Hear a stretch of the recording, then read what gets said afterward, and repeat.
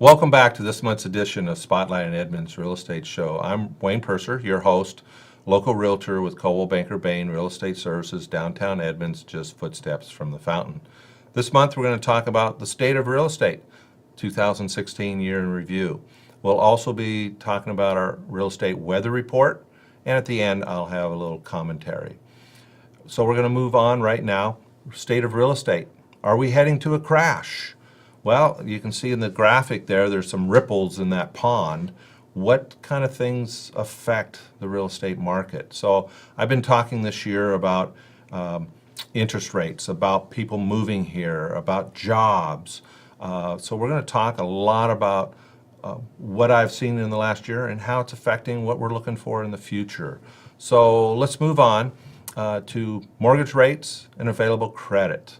Well, what's happening now since the crash, credit has gotten a lot tighter. People have to show qualifications to be able to get a loan. So 10 years ago, it was anybody who could walk in, fill out an application, they got a loan. It was very, very bad for the economy, as we all know. So with that, people have to be pre-qualified, money to bring to the table. We're better off that way. Next slide will show us how the mortgage credit availability has gone up for the last 4 years. Since 2011, 2012, we've been going up significantly of giving money to people to purchase homes. And as we'll see on the next slide, we're going to see that there's a big spike up there in 2006. You can see how that graph goes all the way up there of how much money was given out. Well, on the right-hand side, that little orange section is what the graph showed before. We see it going up, but you can only see that it's only about 25% or 20% of what it was a decade ago. Much safer investments. So as we move on to the next slide, which will talk about the cranes. Have you seen any of these around? Well, in 2008, we had 46 cranes, and now we have over 65 in the Puget Sound area. With those cranes, this is last Sunday's Seattle Times. They talked about Crane City in Seattle having the most cranes than any other major metropolitan city in the United States. So there's so much growth happening there, but in the surrounding area, we're well over 65 cranes in the Puget Sound area. And there's a shortage of tradesmen, crane operators. So people are coming here. With that, next slide will show us that the cranes are providing 8 million square feet of new office space will help provide 35,000 new jobs. With that, of that 8 million square feet of office space, 7 million has already been leased so people can move their businesses in today for the next 18 months. So there's going to be a lot of people moving in to major metropolitan areas, Bellevue and Seattle, for office space. As we move on to the next slide, people don't realize, but hotel rooms. We have 700 hotel rooms were built in downtown Seattle the last 5 years. But there's going to be adding over 3,000 new rooms in 2 to 3 years. Why is that? Well, people are coming to Seattle.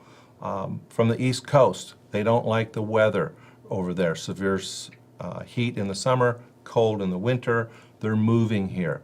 Well, when they move here, get new jobs, their family comes and visits. They need places to stay. And if you ask any travel agent, they're going to tell you, well, we have more flights coming to SeaTac. We have the third runway. We also have the cruise industry. That's brought a lot of people here and made Seattle very, very popular. So that's going to be happening over the next couple of years. So now, the next slide talks about, did you know? Flipping houses are only about 5% of today's market, where 10 years ago, it was 40 to 45%. People were just flipping houses. Americans were just buying homes of people buying and fixing up, raising the price, so inflating prices. And we didn't have qualified buyers 10 years ago. Also, did you know that 20 to 25% of all real estate transactions are with cash buyers? So having more stability in the marketplace. And so last, just like to talk about on the next slide would be the airports, would be SeaTac Airport. With that, Delta Airlines is going to have its international hub from Salt Lake City coming to SeaTac. And as you see on the screen there, you can see the red lines where the north and south part of the airport, their proposed additions. With Delta coming, it looks like over 30 new gates, north and south of the airport, and also on the north satellite, expanding that. So more and more people coming. And so with that, when they build that out, and they can't grow SeaTac anymore because they have limitations with a highway to the south, 2 highways to the east and west, SeaTac has nowhere to go. Does that get us into Payne Field? LA has Long Beach Airport, John Wayne Airport, so Orange County. So as Seattle grows, it's going to need some infrastructure to bring people here to the city. So as I wrap this segment up, where are we at? Well, we're usually about 18 months behind San Francisco. San Francisco's market is doing well, so we just watch what's happening there, and then as things change in the economy across the country, it will start moving up north. We tend to be the last corner of the country to go into a recession, or people may call it a bubble. But 18 months from now, we're looking pretty good. So with the changes of interest rates, credit, jobs, people moving here, we're doing pretty good in the Northwest. So not to expect big changes coming. So if you have any real estate questions, or you'd like to know about the current inventory, give me a call, Wayne Purser, Coldwell Banker Bain. That wraps up this portion of my commentary of the state of real estate. Now we're going to move on to Spotlight on Edmonds Real Estate Weather Report. Welcome back to this portion of Spotlight at Edmonds Real Estate Weather Report. In Edmonds, the 020 zip code, we currently have 57 listings. We had 40 sold properties in September of this year, 2016. So that gives us a weather temperature about 94 degrees and days on market about 17 days. Interest rates are still flat, waiting for the election to be over with. We'll know soon where the feds want to go with that. But all of us that are probably over 45 and have purchased 1 or 2 homes, we know as the economy gets stronger, interest rates will go up. Edmonds 026 zip code, currently 69 listings, 79 sold in September, weather temperature of 91, days on market about 20. What you're going to see is, other than the Bowl area, the 026 zip code, Mountain Lake Terrace, Briar, Linwood, and also Shoreline, is they had a lot of sales from the summer come in, and we had a little lull before school started. So that's where some of the solds are higher than current listings that you'll see. Mukilteo, Briar, Linwood, Mountain Lake Terrace, and Mill Creek currently has 251 current listings, 296 sales. Temperature 91 degrees, 19 days on the market.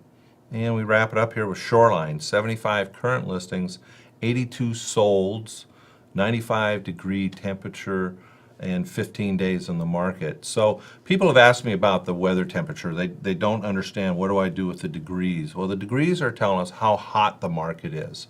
So with 30 days and less of market time, we're in the 90 degrees. A current market is somewhere between 4, 5, or 6 months, which would give us temperatures of around 50 to 70. So you can just see it. We are just sizzling. We have more demand, less supply. People are uncertain of where to go and what to do with their real estate investment. So this wraps up Spotlight on Edmonds Real Estate Weather Report. Now we'll go on to our next segment, and I'll have a few comments. Thank you. Welcome back.